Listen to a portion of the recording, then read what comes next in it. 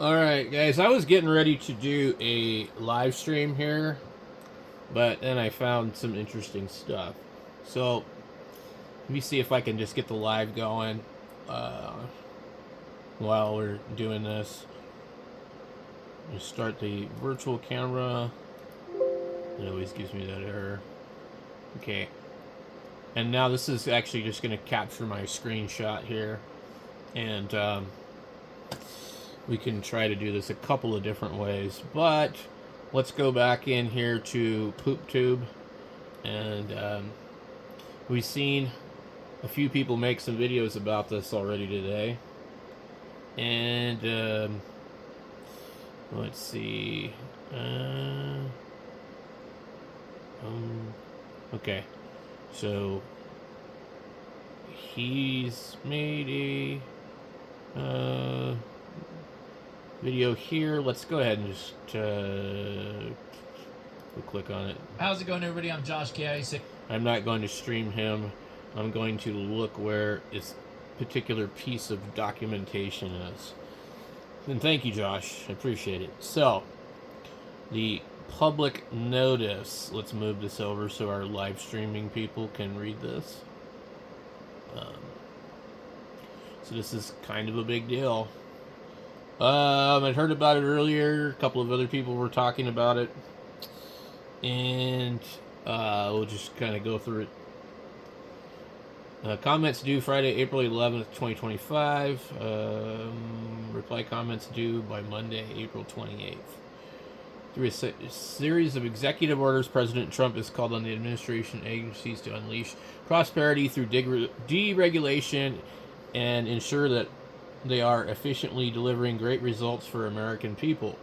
By this public notice, the Federal Communications Commission is taking action to promote policies outlined by President Trump in those executive orders.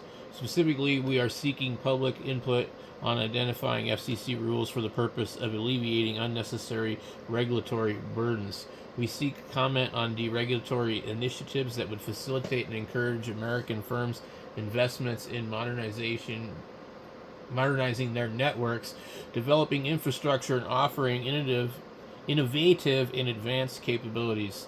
The Communications Act directs the FCC to regulate, review its rules to identify and eliminate those that are unnecessary in the light of current circumstances.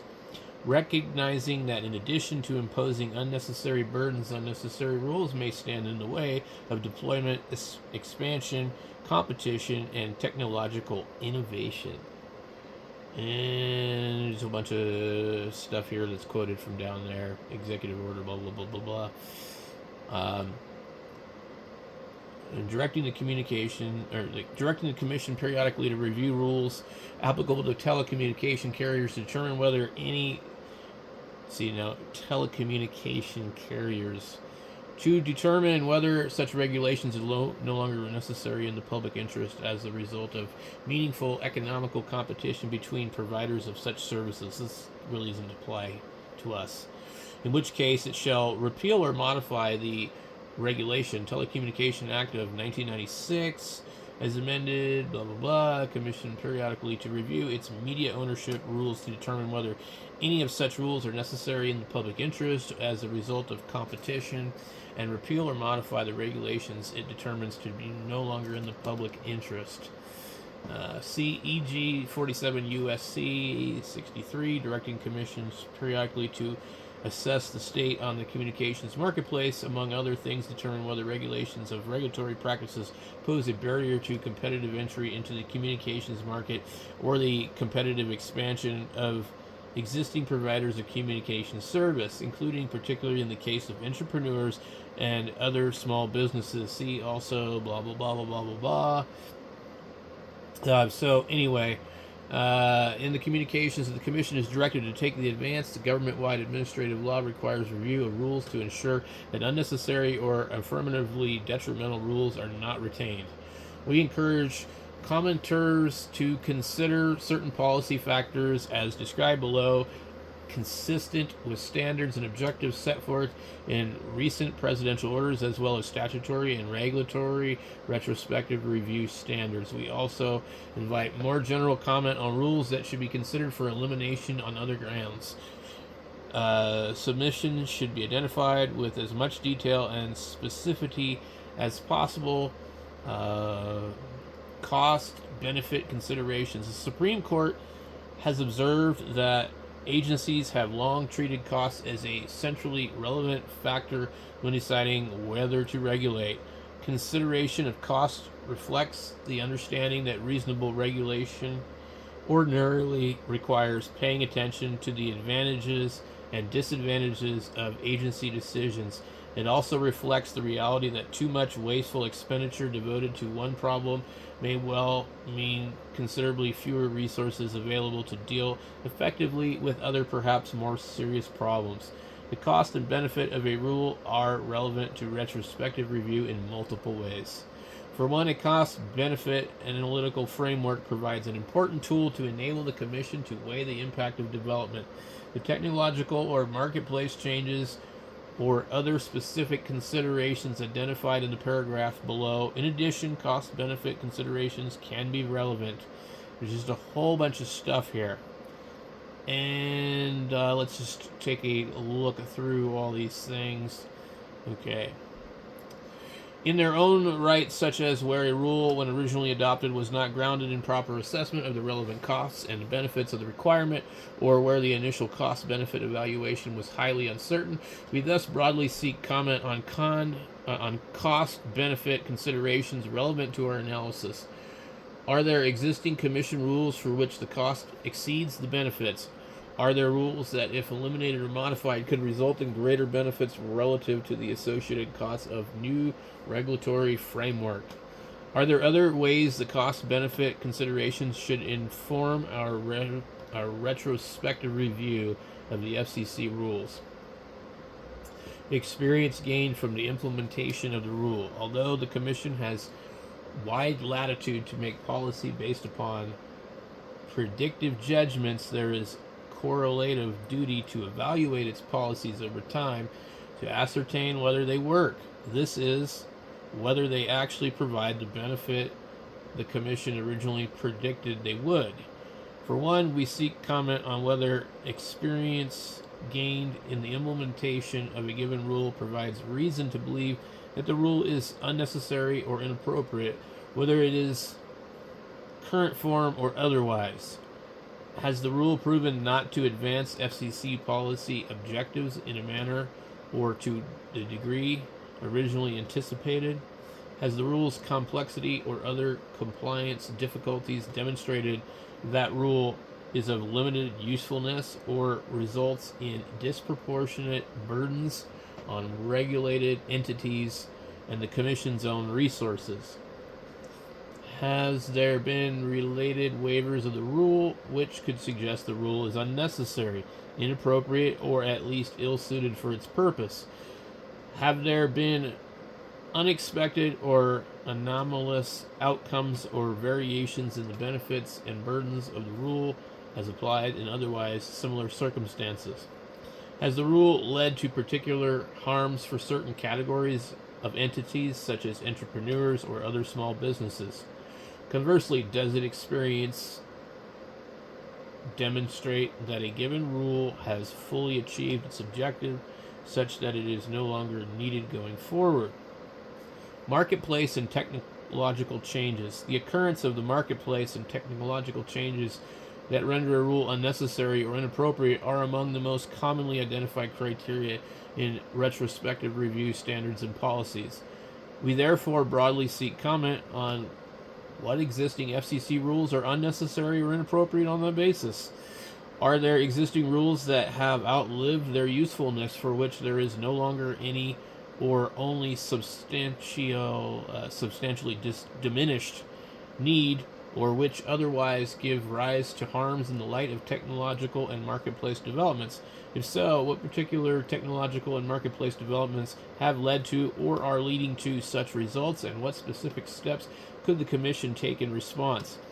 Are there particular elements of broader rules that have become outdated in light of subsequent developments, such as aspects of ruling requiring showing that no longer are relevant or necessary. And a bunch of other stuff here. I sure hope we're almost to the bottom of this thing, guys. I'm not a real good reader. Regulation as barrier to entry. And I really don't think this has anything to do with ham radio like everybody's throwing it out there. It has been often claimed that large economics of scales of inherent in compliance with regulatory programs with regulations, resulting in different levels of compliance costs for different types and sizes of companies. Following our obligations to assess whether laws, regulations, and regulatory practices pose a barrier to competitive entry into the communications marketplace, we seek comment on whether certain regulations impose costs unequally or large and small businesses, or this is so confusing, impose costs unequally on large and small businesses, or if they unfair disadvantaged American owned businesses. This must not be very smart because I cannot read this crap. Anyway, this is like you couldn't start a telecommunications company. We already know that. I mean, they sell spectrum for millions and billions of dollars. So it's interesting they're bringing this up. Changes in the broader regulatory context.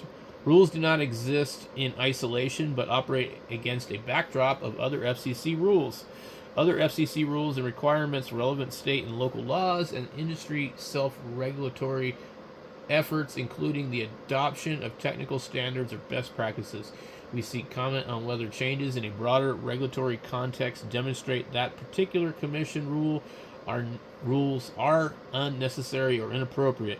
For example, have the imposition of new rules or other regulatory requirements rendered a given commission rule no longer necessary? The only way I could see that this could actually be affecting us is the $35 fee for the license is driving away new hams from getting involved in the hobby, but they don't care about that.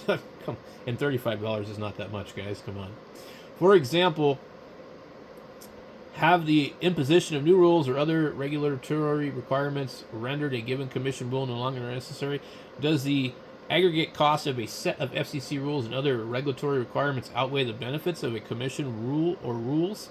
Has the adoption of industry standards, best practices, or other self-regulatory effects sufficiently diminished any need for or benefits of particular rules to warrant their repeal?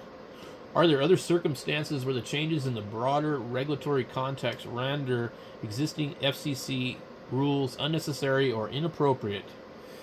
Changes in or the implications of the governing legal framework, where the statutory provision that a given rule implements has been changed since the adoption of the rule. Is it appropriate for the agency to revisit the rule to determine if its repeal or modification would better effectuate the newly governing statutory scheme? We seek comment on examples of commission rules that should be revisited on that basis. Moreover, we observe that the Supreme Court's Loper-Bright decision overruled the Chevron framework that in years past had provided a relevant backdrop for many agency interpretations of statutes.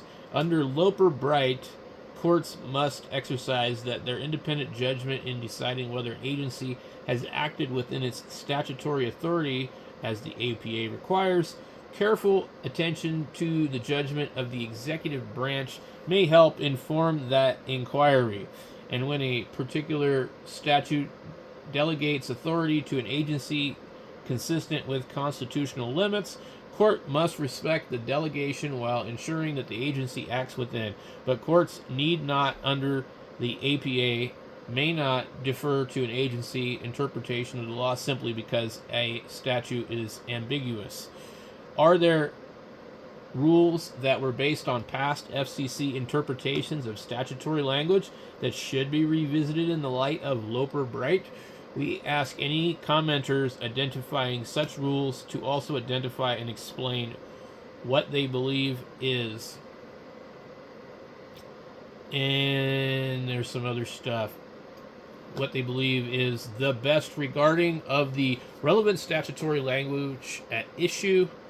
Finally, we observe that an occasional provision of the Commission Act or Commission Rule have been found to be unconstitutional. We therefore also seek comment on whether constitutional concerns provide a basis for repealing any existing FCC rules or should inform the Commission's approach to implementing or enforcing particular statutory provisions. Other considerations relevant to the retrospective review of Commission rules. We seek comment on any other consideration relevant to our identification of existing rules that are unnecessary or inappropriate.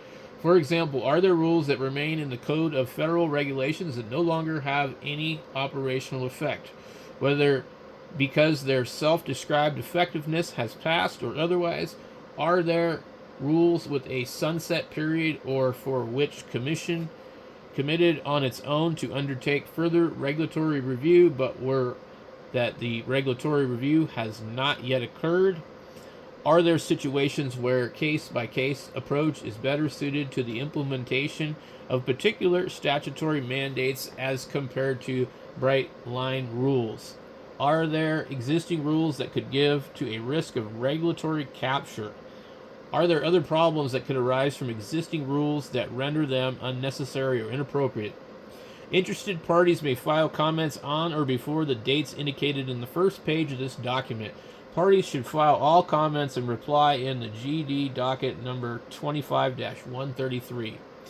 Ex parte rules. The proceeding this notice initiates shall be treated as permit but disclose. Proceeding in accordance with the Commission's ex parte rules, persons making ex parte presentations must file a copy of any written presentation or memorandum summarizing any oral presentation within 2 business days after the presentation, unless a different deadline applicable to the sunshine period applies. This is just going on a bunch of more bullshit. Electronic filers. So, what in the hell does this got to do with ham radio? Nothing. Unless they decide to just revamp things. But this is somebody's going to have to come up and say, hey, I want to file all this crap and I don't want this $35 fee because it's bullshit. And this is why. And so my take on this is not... I'm not seeing what all these guys are talking about. But it's clickbait. You watch the video, and I bet you Josh has an awful lot of views. Let's go see what he has for views. He's had 55,000 views in 3 days. I might have one video on my channel that even has that many views. And we have the pinned comment by Ham Radio 2.0. Let's see what he says. People forget that licensing and testing outdates the FCC. They are more of a ITU and IARU thing. Other regulations that we face can be deleted for sure. I'm usually for deregulation overall, but some comments will probably be about making ham radio bands free band, and I don't support that. And I do agree with him. Disallow HOAs from prohibiting amateur radio antennas. For the love of God, that's good and kind, fix the FCC website. Oh my goodness. The FCC is a double-edged sword, blah, blah, blah. I want to revoke NFA. I don't know what any of this crap is. So, I don't really want to stream Josh's video. You can go over there and watch it. And, you know, he's a really super organized dude. Look, he's got the link. Here is, you want to add your thoughts. You can express your thoughts here. Looking for the best deal on a Ed Fong J-pole? That sounds like a sex toy. Ed Fong J-pole. Okay. He's such a YouTube shill. Hey, we got this video about this FCC thing. By the way, you want to buy a J-pole? Here's an affiliate link. Hey, you want to buy some coax? I use Ham Radio Deluxe. You can buy it here. Here's a good value on an HT that I don't use, and you can buy this crappy one from Rateoddity. It'll be locked. Don't even think about trying to use it on GMRS. Follow me here on this website. Follow me on YouTube. Watch me Twitch on Twitch. Watch me pod on podcast. Here's my Discord. Here's my Facebook. Here's my Twitter. Here's my Instagram. Here's my physical mail so you can send me stuff. And by the way, I love free stuff. Please send it to me. I will review it and tell you it's great as long as you pay me. I don't know if that's true, but I just thought it was funny. So, there's the Ham Radio Hack take on this. Don't get excited about it, guys, okay? We'll catch you later.